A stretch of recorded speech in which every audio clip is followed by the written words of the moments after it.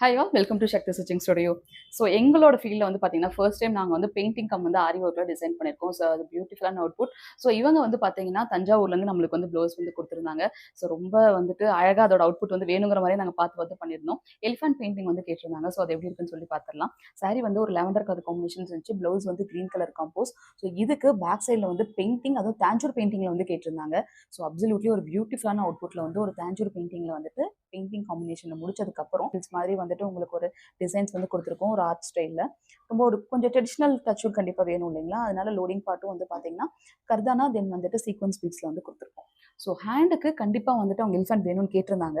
So அந்த elephant அப்படியே பியூட்டிஃபுல்லாக பண்ணிட்டு ஸோ அதை ஃபுல்லாக வந்து பார்த்தீங்கன்னா அழகாக ஒரு ஆர் ஷேப் வந்து எடுத்துட்டு அதை ஃபுல்லாகவே வந்துட்டு கிராஸ் பீட்ஸ் வச்சு டிசைன் வந்து கொடுத்துருக்கோம். நல்ல ஒரு ஈவன் ஒரு பிரைட் போடுற மாதிரி இருக்குங்க இதோட அவுட்புட்.